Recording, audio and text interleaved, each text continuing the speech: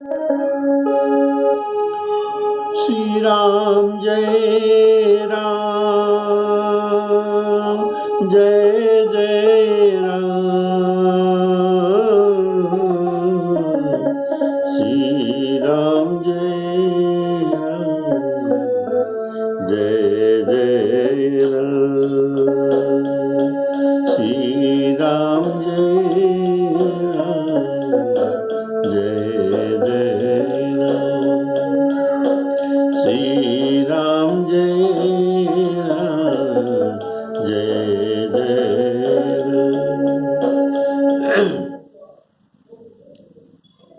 आदरणीय श्रोताओं को सप्रेम राम राम कहकर आज का राम कथा सुनाने जा रहा हूं। आप लोग पिछले प्रवचन में सुने थे भरत जी, शत्रुघ्न जी, निषाद राज ये सब प्रभु के पास आश्रम में आ गए।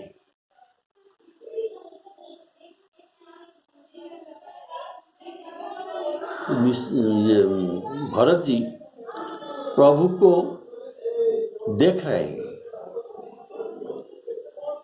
ये मुनि मंडलियों के साथ बातचीत करते रहे हैं, हंसते हुए, ये भी देख रहे हैं। तो ऐसे ये लक्ष्य जो करते हैं, ऐसे रघुनाथ जी सीता जी के साथ शोभा पा रहा है जैसे ज्ञान की सभा में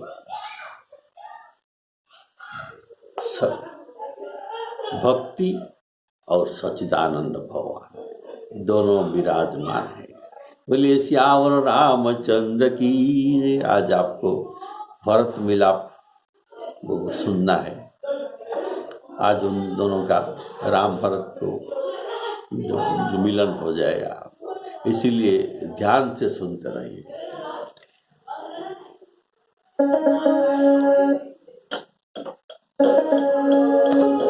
लसत मुनि मंजु मुनि मंडली, लसत मंजु मुनि मंडली, मध्यसीय रघुचंदू,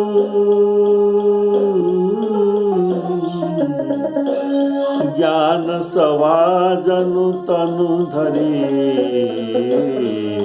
भगति सच्चिदानंद।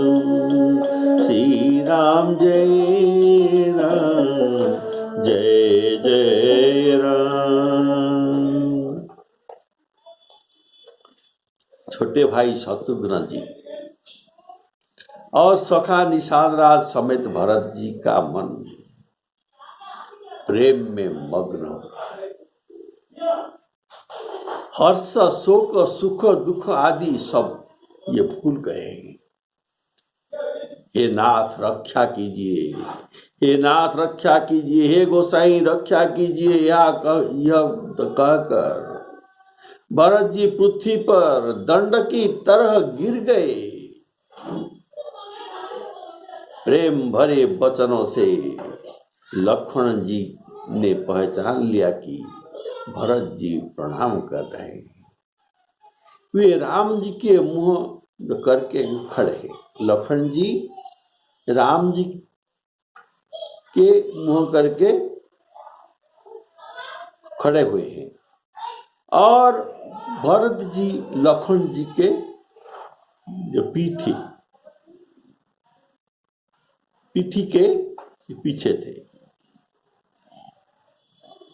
इससे उन्होंने भरत जी को देखा नहीं, लक्ष्मण जी ने भरत को देखा नहीं।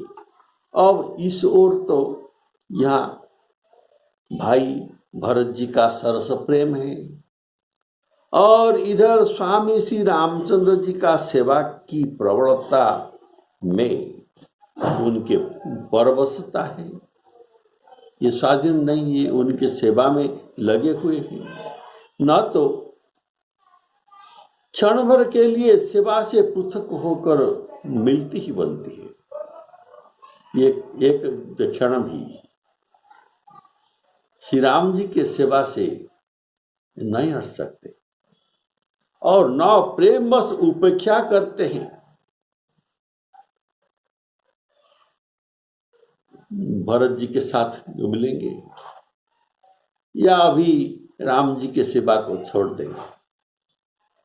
कोई श्रेष्ठ कवि लक्ष्मण जी की चित्त की इस दुविधा गति, ऐसे दुविधा गति को वर्णन कर सकता है, कोई श्रेष्ठ कवि वर्णन कर सकता है, लेकिन तुलसीदास जी कहते हैं ये मुझ में नहीं हो सकता। वे सेवा पर भार रखकर रह गए। अंत में ये दोनों दुविधाओं से लक्ष्मण जी ने राम जी के सेवा को चुना और इस पर रह गए, अर्थात सेवा को ही विशेष महत्वपूर्ण समझकर उसी में लगी है। मानो चढ़ी हुई पतंगा, जो आकाश में चढ़ी हुई पतंगा को, ये पतंगा को खिलाड़ी अर्थात जो पतंग को उड़ाने वाले, खींचने वाले, ये खींच रहे हैं, ये खींच रहेंगे पतंगा को। बोले श्यावर रामचंद्र की जय।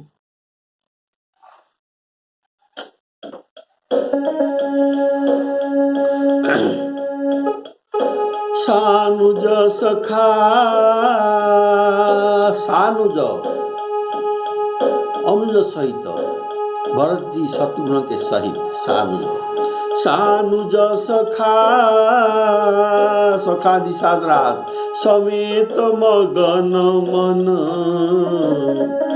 बिसरे हरस शोक सुख दुख गन, पाहि नाथ कई पाहि गोसाई, भूतल परे लकुट किनाई, राम सिया राम, सिया राम जय जय राम। बचन सप्रेम लखन पहिचाने, करत प्रणाम भरत जियो जाने।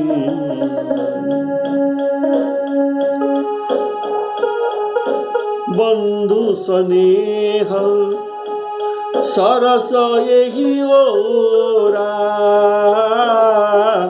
उत साहिब सेवा बस जोरा, मिली न जाई नहीं गुजरत बनाई, सुख विष लखन मन की गति भनाई, राम सिया राम, सिया राम जय जय राम। रहे राखी सेवा पर भारू, चढ़ी चंग जनु खैच खिलारू, राम सिया राम, सिया राम जय जय राम। बिसरे हरस शोक सुख दुख गन, अर्थात भरत जी उनकी अनेक हर्ष, अनेक दुख, अनेक शोक समूह सब कुछ भूल गए। जैसे जोगी, जोगी परमार्थ प्राप्ति के साधन का सब सुख जब सुख पाते हैं, परमार्थ प्राप्ति के साधन में में परमार्थ प्राप्ति करने पर सारे दुख को भूल जाते हैं। अर्थात ये अवस्था भरत जी के हुई है, ये सब कुछ भूल गए। मानो ये अवस्था जीव के तुरीय अवस्था है, जीव के तुरीय अवस्था है। ये जागृत में उनको तुरीय अवस्था हो रहा है। बोलिए श्यावर रामचंद्र की। उनके दुख में, उनके दुख को भूलने में क्या क्या दुख ये भूले? पिताजी के मरण, माताजी के कुटिलाई और राम जी के वनगमन आदि सब दुख भूल गए। और भूतल परे लकुट किनाई, भूतल परे लकुट किनाई। लकुट बहुत पतला होता है, दंड मोटा होता है। दंड मोटा होता है, लकुट बहुत पतला होता है। बोले श्यावर रामचंद्र की। अर्थात दंड मोटा होता है और लकुट पतला होता है। जैसे आकाशवाणी सुनने से पहले जब मनु महाराज जी ने शतरूपा जी के साथ तपस्या कर रहे थे नैमिषारण्य में, बहुत दिन तपस्या किए। फिर जब ब्रह्म के आकाशवाणी हुआ, इससे पहले इनका शरीर हिल रहा था, अस्थि मात्र हुई रहे शरीर। और लेकिन आकाशवाणी ब्रह्मवाणी सुनने पर उनका शरीर हृष्ट पुष्ट हो गया। हृष्ट पुष्ट तन भये सुहाए, मानहु अवघी भवन ते आए।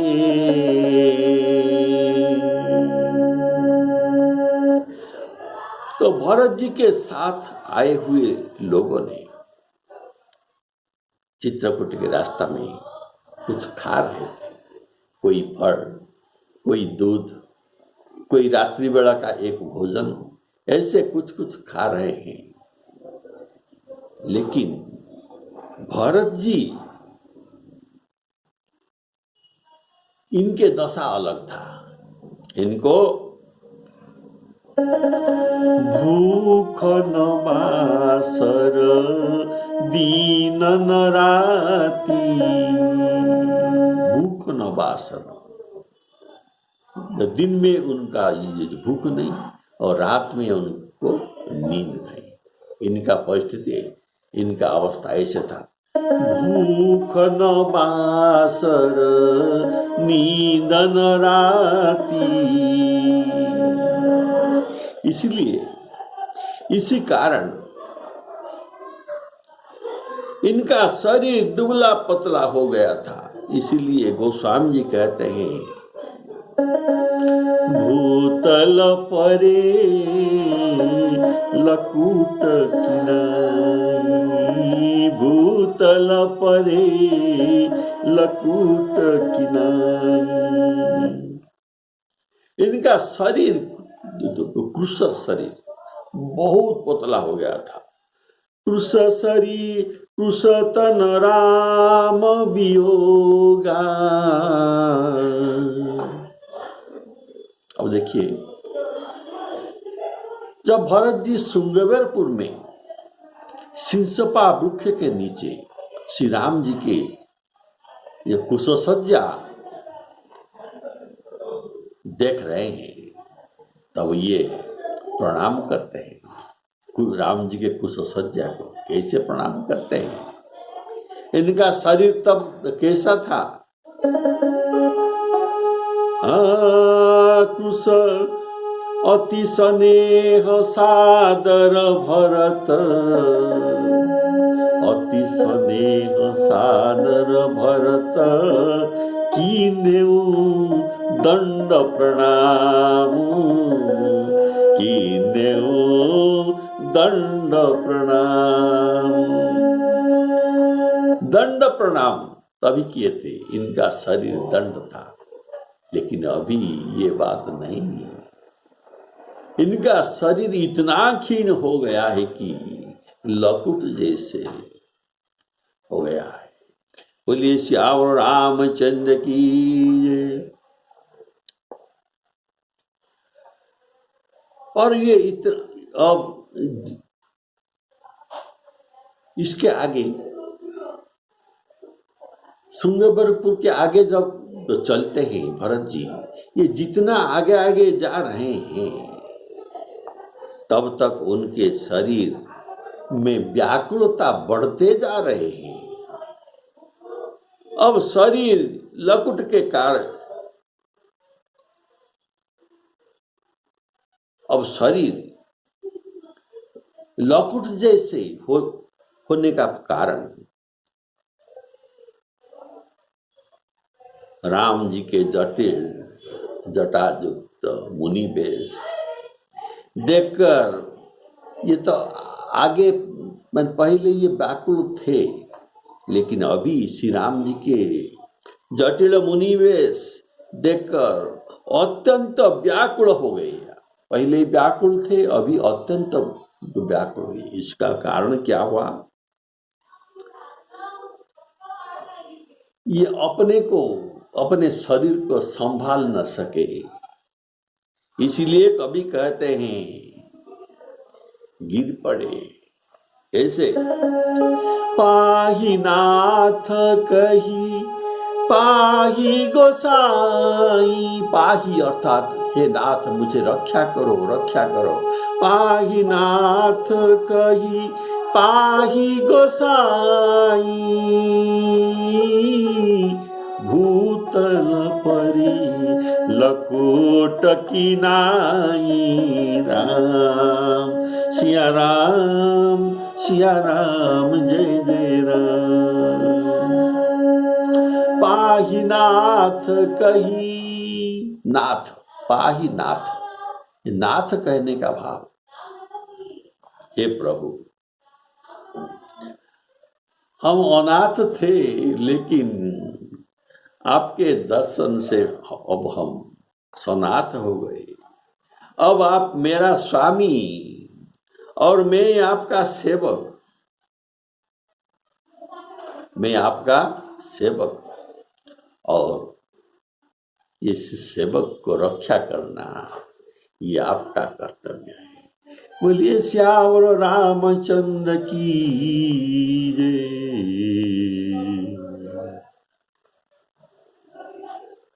प्रभु तू दयालु दीन हूँ, तो दानी हूँ भिकारी हूँ, अर्थात मैं। तू दयालु, हे प्रभु आप दयालु है और मैं दीन हूँ।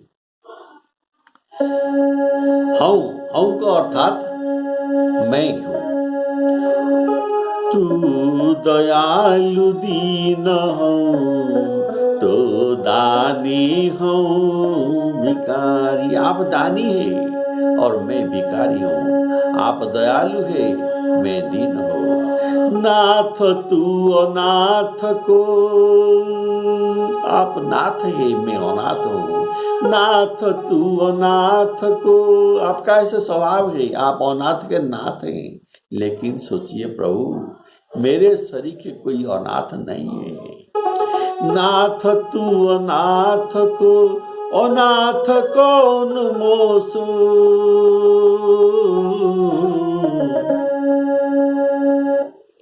आप पाप को नाश करते हैं। मैं समान पात की नहीं, नाथ तू अनाथ को, अनाथ कौन मोस। मैं समान पात की नहीं, पातक हर तोस। दयालु दीन हूँ, तू दानी हूँ भिखारी। हूँ पतित पावन, पतित को पावन करने वाले। हूँ पतित पावन, तू पतित पावन। हूँ पतित पावन, तू पाप पुंज हरी। तू दयालु दीन हो, तू दानी हो भिखारी। ब्रह्म तू हो जीव, आप ब्रह्म है, हूँ जीव, मैं जीव हूँ। ब्रह्म तू हो जीव, तू ठाकुर है चेरो। तुम ठाकुर है, मैं चेरो अर्थात आपका दास हूँ। ब्रह्म तू हो दास, तो ठाकुर हो चेरो। हे नाथ, आप सब प्रकार मेरा रक्षा कीजिए, ये आपका कर्तव्य है। मैं पातकी हूँ, मैं दास हूँ और दीन हूँ, आप दीन दयाल है। इसीलिए ये सब संपर्क को मेरे साथ जोड़कर मेरी रक्षा कीजिए। पाहि नाथ कही पाहि गोसाई, भूतल परे लकुट की नाई। श्यावर रामचंद्र की जय। भरत जी लक्ष्मण जी के पीठ पट, भरत जी लक्ष्मण जी के पीठ पट और राम जी के सम्मुख पट, राम जी के सामने और भरत जी के, ये लक्ष्मण जी के पीठ पट ये आ रहे हैं। इसीलिए श्री राम जी के हौसला ये देख सकते हैं, ये राम जी के सम्मुख पट से आ रहे हैं। इसीलिए राम जी का हौसला को ये देख सके। और पाही नाथ कहते हुए भरत भूमि में पड़ रहे हैं। राम जी के आगे ये पड़ रहे हैं, पाही नाथ रक्षा करके। लेकिन श्री राम जी निष्ठुर होकर क्यों उनको उठाते नहीं? बोलिए श्याम रामचंद्र की, इसका कारण क्या है? कितना व्याकुल थे भरत जी के साथ मिलने के लिए। अभी भरत जी उनके आगे पाही नाथ कहीं पाही गोसाई भूतल पड़ गए हैं। लेकिन श्री राम जी अपने आसन से नहीं उठते और भरत जी को नहीं उठाते, तो इतना निष्ठुर क्यों हो गए? इसका क्या विशेष कारण है? अर्थात लक्ष्मण जी विकार के वश होकर भरत जी के प्रति जो निष्ठुर शब्द का प्रयोग किए थे, अब लक्ष्मण जी का भाव को ये मंथन कर रहे हैं। तब लक्ष्मण जी क्या कहते हैं, क्या सोचते हैं, और लक्ष्मण को श्री राम जी ने मंथन कर रहे हैं। उनका भाव, अंदर का भाव निकालो, तुम्हारे भाव भरत पर क्या है? इसलिए ये उठाते नहीं, उनके कहने पर ही उनको उठाएंगे। इसके बाद जब लक्ष्मण पश्चाताप करके हड़बड़ा कर कहते हैं कि हे नाथ, भरत प्रणाम करते हैं।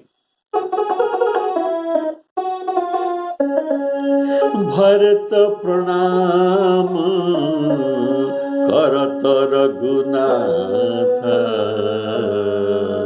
भरत प्रणाम करत रघुनाथ। इतना बात भरत प्रणाम करत सुनकर राम जी इतना अधीर हो गए। कैसे? कहूँ पठ उठे राम सुनी प्रेम अधीरा, उठे राम सुनी प्रेम अधीरा। प्रेम में अधीर होकर उठ गए। यह राम जी के नाटक, राम जी के नाटक था। लक्ष्मण जी को मंथन करने के लिए उनके अंदर क्या भाव है, अर्थात ये नरलीला था। तब श्री राम जी पूछ रहे थे कि जब भरत जी प्रणाम कर रहे थे, तब श्री राम जी लक्ष्मण जी को पूछ रहे थे, लक्ष्मण जी तुम वृक्ष के ऊपर चढ़कर देखो भरत कितना दूर आए हैं और कितना देर यहां पहुंचने में लगेगा। ये बातचीत जो कह रहे थे। अब जब ये अभी लक्ष्मण जब कहते हैं भरत प्रणाम करत रघुनाथा, तब ये राम जी इतना अधीर होकर उठे, कहीं उनके वस्त्र गिर गया, कहीं धनुष गिर गया, कहीं तुनीर गिर गया, बाण भी हाथ से गिर गया। बोलिए श्यावर रामचंद्र की जय। श्री राम जी को पता न चला। उठे राम सुनी प्रेम अधीरा, कहूँ पटनी संग कहूँ धनु तीरा, कहूँ पटनी संग कहूँ धनु तीरा। आप तो सुने थे, चढ़ी चंग जनु खेच खिलारू। जो पतंग आकाश में उड़ रहा है, पतंगा अर्थात उनको खींच दे, अर्थात लक्ष्मण जी के सेवा रूपी चंग, सेवा रूपी चंग अर्थात पतंगी आकाश में उड़ रहा था, उसे श्री राम जी ने नियंत्रण कर लिए। बोलिए श्यावर रामचंद्र की जय। कृपा निधान श्री रामचंद्र जी ने उनको जबरदस्ती उठाकर, भरत जी को जबरदस्ती उठाकर हृदय में लगा लिया। भरत जी और श्री राम जी मिलन की रीति को देखकर सबको अपनी सुध बुद्ध भूल गई।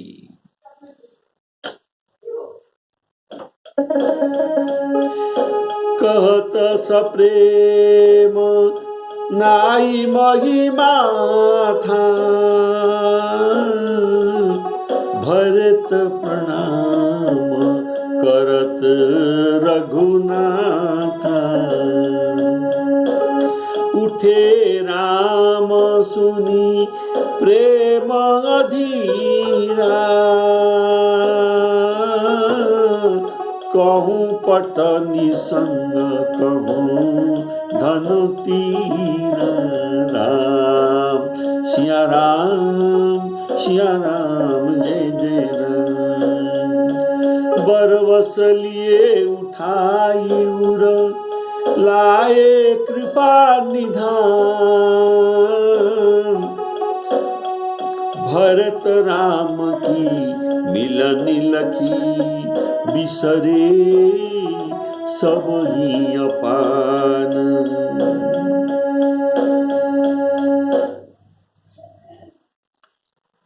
यहाँ प्रभु के पट, निसंग, धनु और तीर, ये चार पदार्थ गिर गए। 5 पदार्थ क्यों नहीं गिरे? इसका कारण है कि भक्त शिरोमणि भरत के साथ मिलन के समय कुछ भी आवरण रहना नहीं चाहिए, सीधा भरत और राम का ही मिलन होगा। ये पट का मिलन व्याघात नहीं होगा। ये मिलन में बाधा होगा। ये सब माया है। ये माया को त्याग करके पट सिर्फ भरत और राम जी का मिलन, इसीलिए प्रभु सब त्याग कर दिया। बोलिए श्यावर रामचंद्र की। सो आवरण कुछ ये रहना नहीं चाहिए, इसीलिए ये सब प्रभु त्याग करना पड़ा। और इसका एक दूसरी भाव है कि भक्त भरत जितने पदार्थ त्याग करके आए हैं, उतना गणती में पदार्थ भी प्रभु को त्याग करना चाहिए। कारण जे जथा मांग प्रपद्यन्ते तांग तथैव भजाम्यहम्। तो भरत जी ने कौन कौन पदार्थ छोड़कर आए थे? जो प्रयागराज में भरत जी थे, तब प्रयागराज के पास 4 पदार्थ भरा भंडार, धर्म अर्थ काम मोक्ष, ये 4 पदार्थ उनके भंडार में था। ये जो चाहे उसको ये वरदान में ला सकते थे, लेकिन भरत जी ने क्या कहा? अर्थ न धर्म न काम रुचि,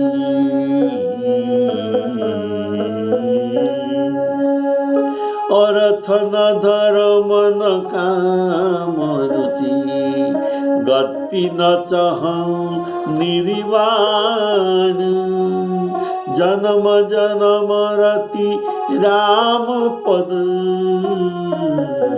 यह वरदान।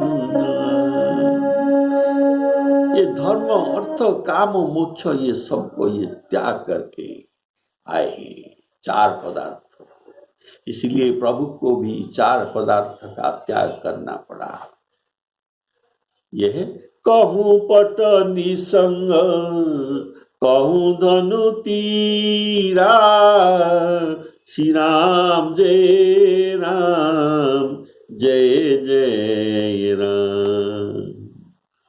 राम जी और भरत जी की मिलन की प्रीति कैसे बखान किया जाए? यह तो कवि कुल के लिए अगम्य है, कोई कभी भी वर्णन नहीं कर सकता। दोनों भाई भरत जी और श्री राम जी, ये मन बुद्धि चित्त और अहंकार को भुलाकर, अर्थात तुरीय अवस्था में दोनों मिल रहे हैं, कुछ भी बात नहीं करते। मन बुद्धि चित्त और अहंकार को भुलाकर परम प्रेम से परिपूर्ण हो रहे हैं। कहिए उस श्रेष्ठ प्रेम को कवि कैसे प्रकट करे? कवि तो अक्षर और अर्थ का उनका बड़ा है। अक्षर और अर्थ का ही कवि का सच्चा बड़ा है। जैसे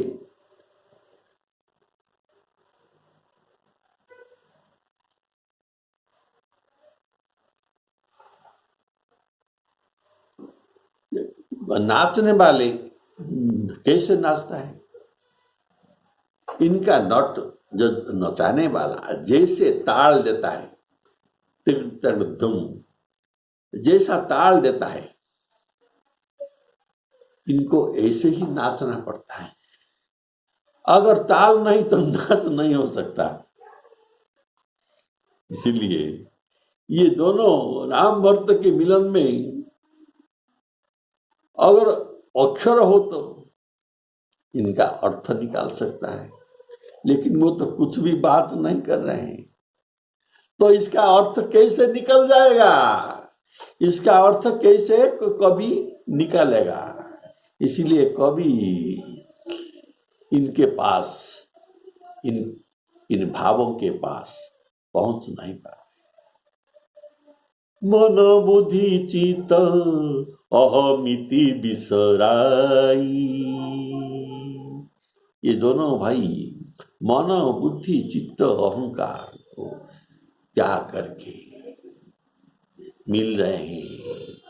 मन का देवता चंद्र, मनसा जायते चंद्र। तो मन को मन का देवता चंद्र, बुद्धि का देवता ब्रह्मा जी, हृदय का देवता विष्णु, मन शशि चित्त महान, अहंकार शिव, अहंकार का देवता है शिव, अहंकार शिव, बुद्धि अज, मन शशि चित्त महान, इनका चित्त है विष्णु। जब मन बुद्धि चित्त अर्थात ब्रह्मा विष्णु महेश्वर उनके बात को नहीं जान सकते तो तुलसीदास कैसे जान सकता है? बोलिए श्यावर रामचंद्र की जय। इनके पास तो अब मन बुद्धि चित्त अहंकार कुछ भी नहीं है, तो ब्रह्मा विष्णु महेश्वर भी कैसे जान सकते हैं? इसीलिए और कुछ भी ये बातचीत नहीं करते। तो गोस्वामी जी कहते हैं ये मुझे बड़ा अगम्य लगा, उनके दोनों के मिलने के जो भाव। बोलिए श्यावर रामचंद्र की जय। मिलन प्रीति किमी जाई बखानी, मिलन प्रीति किमी जाई बखानी, कवि कुल अगम करम मन बाणी, परम प्रेम पूरण दो भाई, मन बुद्धि चित अहमिति, अहमिति अहंकार बिसराई, कहु सुप्रेम प्रगट को कह करई, केही छाया कवि मति अनुसरई। इनके छाई तक, इस भाव का छाई तक कभी नहीं पहुंच पाता, और भाव तक कैसे पहुंच पा सकता है? कभी ही अर्थ, कभी ही अर्थ आखर कर साचा, कभी ही अर्थ आखर बल साचा, अनुहरि ताल गति नटु नाचा, श्री राम जय राम जय जय राम। श्री सीतारामार्पणामस्तु। भरत जी महाराज की जय। श्यावर रामचंद्र की।